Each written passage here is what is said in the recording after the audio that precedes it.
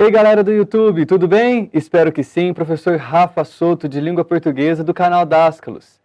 Pessoal, é muito comum as pessoas me pararem durante uma conversa informal para tirar dúvidas sobre a nossa tão querida língua portuguesa.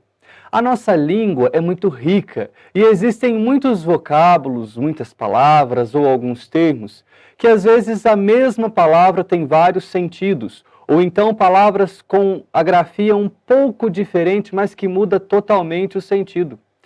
Por isso eu resolvi fazer essa aula com essas dúvidas gerais da língua portuguesa, para que você consiga tirar essas dúvidas e mandar bem em qualquer prova, seja de Enem, seja de concurso, ou qualquer prova, ou até mesmo no seu dia a dia. Muito bem, você já percebeu que algumas palavras, como a palavrinha porquê, existe mais de uma forma de escrever e, portanto, existe mais de um sentido e uma função para essa mesma palavra. Também existem termos como ir de encontro, ir ao encontro, ou até mesmo acerca de. A palavrinha seção, que existem várias formas de escrevê-la. Quantas vezes no seu dia a dia você ficou na dúvida? Por isso estou aqui. Então nós vamos para a nossa telinha para que você consiga acompanhar o raciocínio. Dúvidas gerais da língua portuguesa. E aí eu vou sumir para você entender um pouquinho essa charge que eu escolhi para colocar aqui essa tirinha sobre o emprego dos porquês. O emprego dos porquês. E aí o primeiro quadrinho ele vai perguntar, por que separado? E no segundo quadrinho o adulto responde, por que não é junto? E ele pergunta de novo, mas por quê? O porquê, eu não sei. Então nós vamos perceber que o porquê separado e sem acento é para o início da pergunta. O porquê junto e sem acento é para uma resposta. O porquê separado e com acento é no fim da frase, geralmente vem depois de uma afirmação. Você faltou ontem, vírgula, por quê? E o quarto, porquê, o porquê junto e com acento é um substantivo, ou seja, o porquê eu não sei. Volta aqui para mim e aí eu quero dizer o seguinte, ainda existe uma forma de porquê que não está nessa telinha que vocês viram agora há pouco. Exemplo, a pandemia por que passamos tem assolado a vida de muitas pessoas. Por que passamos? Então nós vamos ter essa construção de por, da preposição por, mais a palavrinha que, para construir essa sonoridade de porquê, certo? Pode ser substituída pela qual, tá bom? Então, portanto, tem a função de pronome relativo. Temos aí mais uma função para o termo porquê. Seguindo com os nossos slides, então, nós vamos ver a utilização da palavra seção. Nós temos seção escrita com C e dois S, seção escrita com S e dois S, e seção escrita com S e C cedilha. Vamos entender a utilização de cada uma delas. Esse primeiro, seção, com C e dois S, vem do verbo ceder. O governo fez uma cessão de terras para a reforma agrária. Ele cedeu as terras para a reforma agrária, o que é um sonho para muitos aí, certo? Agora, a seção com S inicial e dois S, nós vamos perceber que é um tempo. O filme de que falei está passando na sessão das 18 horas, na sessão das 21 horas. Ou seja, essa sessão é aquele tempo. Outro exemplo, a Câmara dos Deputados fez uma sessão extraordinária. É essa sessão, com S e dois S. É esse tempo. Nós temos ainda a palavra sessão com S e C cedilha. Então nós vamos perceber lá o seguinte, que essa seção com S e C cedilha é o pedaço, é o espaço ou o departamento. Veja lá, é bom ler a seção editorial dos jornais para adquirir práticas de redação. Essa seção editorial é aquela página, é aquela parte dos jornais. E você vai ao supermercado e daí você quer algum doce. Então você vai na seção de doces, ou seja, é naquela parte, naquele pedaço. Ou se você for a algum departamento público e você diz onde é a seção de reclamações, onde é a seção de protocolo. Essa seção com S e C cedilha. Seguindo, nós vamos ter aí as palavrinhas onde, aonde e de onde. Essas palavrinhas, elas devem ser utilizadas sempre para lugares. Onde você mora? Sendo que a palavrinha onde, ela vai dar ideia para lugares fixos. A sua casa fica em algum lugar fixo. Aonde, quando nós utilizamos esse aonde, dá a ideia de mobilidade. Portanto, ele vai estar sendo utilizado com o verbo ir, que é o que está aí, ó. Quero saber aonde você vai. E de onde, que vai dar a ideia de origem, que nós podemos encontrar também uma contração escrito donde. Tá legal? De onde você vem? Essa contração escrito donde, ela é mais utilizada em textos literários.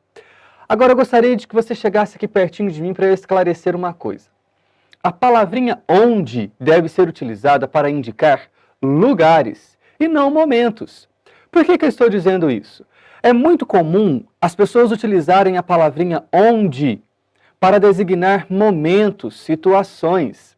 Exemplo, foi durante a pandemia onde nós vimos alguns valores que nós não olhávamos mais.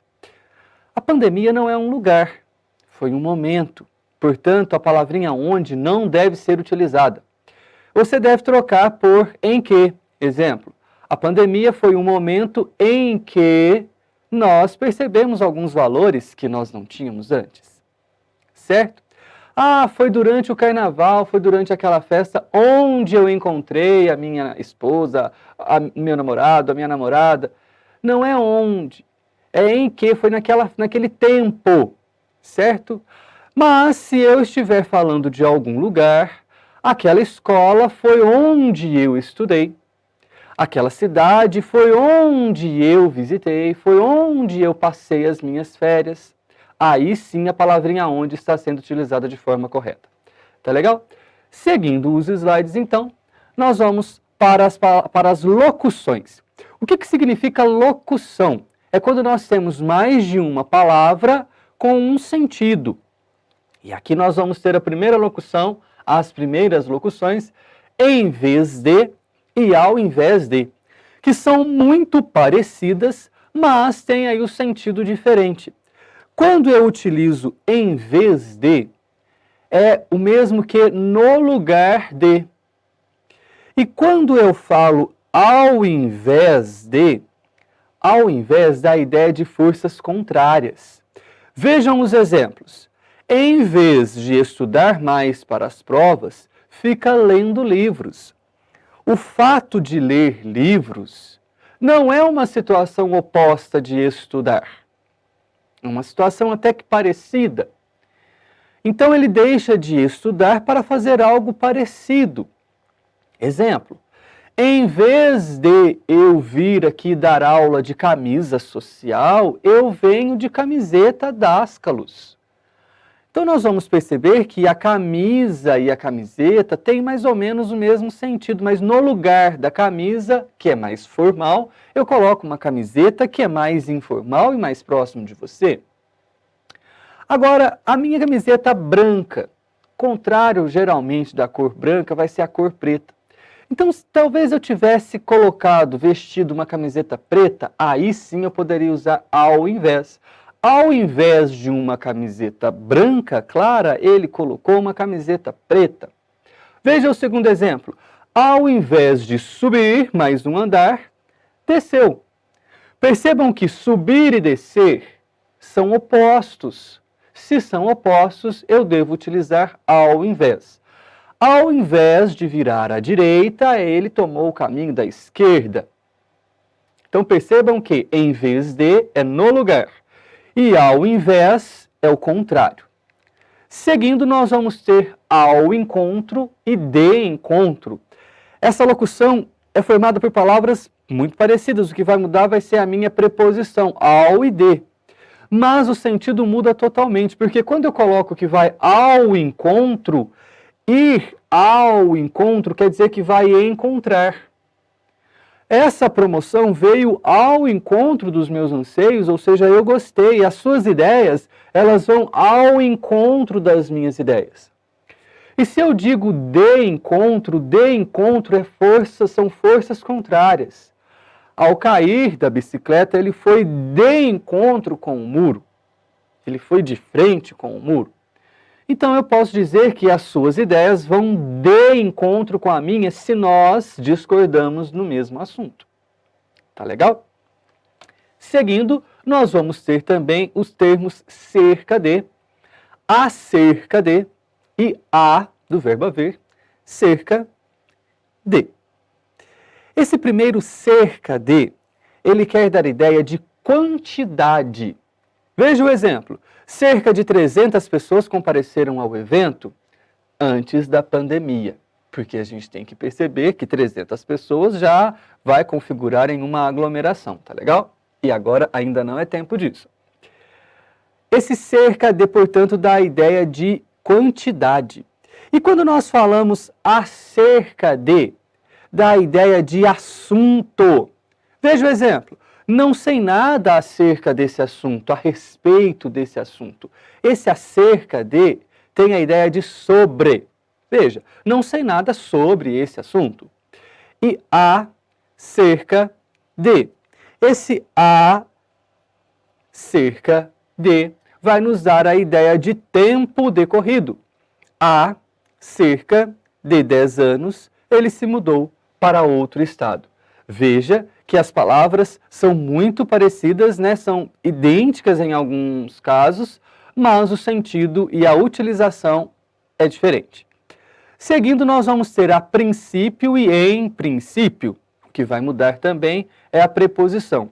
Quando eu utilizo a princípio, eu estou falando de tempo, no início. A princípio ele ficou indeciso, mas depois aceitou o convite. Então, no início, ele ficou lá no comecinho. E o termo em princípio?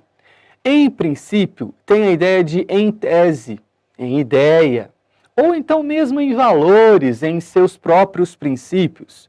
Em princípio, ele jamais aceitaria um convite desses. Por quê? Porque ele, pelos seus valores, pelos seus princípios, certo? Em tese, ele jamais aceitaria um convite desses. Temos aí as palavras dos termos afim de, separado, e afim, junto.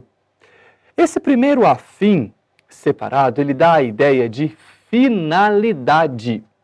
Exemplo, chegou cedo a fim de terminar o serviço. E o afim junto? O afim junto, ele dá a ideia de afinidade.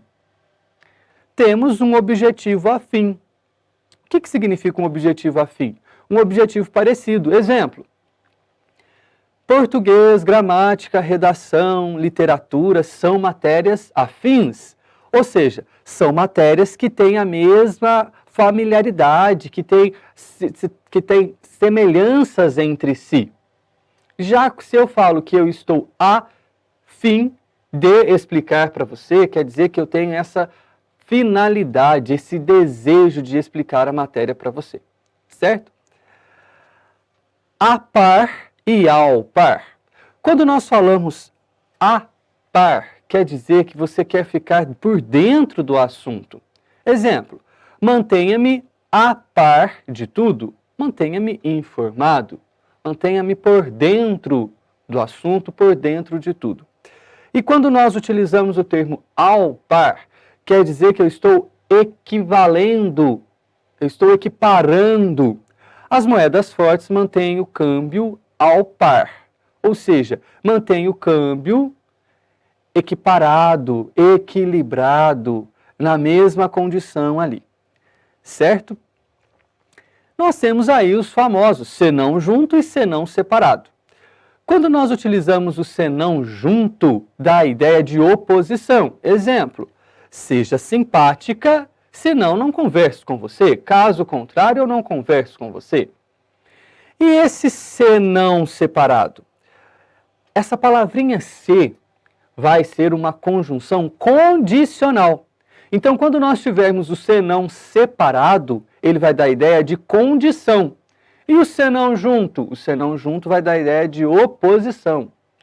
Só irei até aí se não for te atrapalhar. Perceba que aqui, olha, caso não vá te atrapalhar, certo? Mas ainda existe uma construção para a palavrinha senão. Como assim? Não obteve tristeza, senão alegrias. E aí nós vamos ter aqui, olha, o sentido de mas sim alegrias. Também dá a ideia de oposição, mas ele tem um sentido diferente deste senão anterior que eu havia colocado. Por fim, nós temos aí os termos demais junto e de mais separado. Esse demais junto é um advérbio que indica intensidade. Gostava dela demais da conta. Mas também nós podemos ter a palavrinha demais como se fosse um substantivo. Os demais virão amanhã. Os demais exemplos estão abaixo. Fala muito alto o tempo todo. Demais, sua voz é estridente. Essa construção de demais, muitas vezes na redação é vista como ademais. E significa além disso, a sua voz é estridente. E eu não vejo nada de mais nisso. A construção de mais separado, nós vamos ter a preposição de, mas a palavrinha mais que indica quantidade também, certo? Quando você fala que a outra pessoa ela é demais, é o demais junto. Por que é o demais junto? Porque é aquele advérbio que indica intensidade, certo? A gente vai poder utilizar também esse demais separado na seguinte questão. Sirva-se de mais aulas do canal Dascalos. Sirva-se de mais conhecimentos no nosso site, com as nossas aulas. Percebam que essa construção de mais separado é a preposição mais a palavrinha mais. E nós falamos de forma mais afastada também. Chega aqui pertinho de mim. Bom, pessoal, eu gostei demais de partilhar essas dicas com você. E eu espero que você tenha gostado também. Faça suas anotações e eu estarei sempre aqui.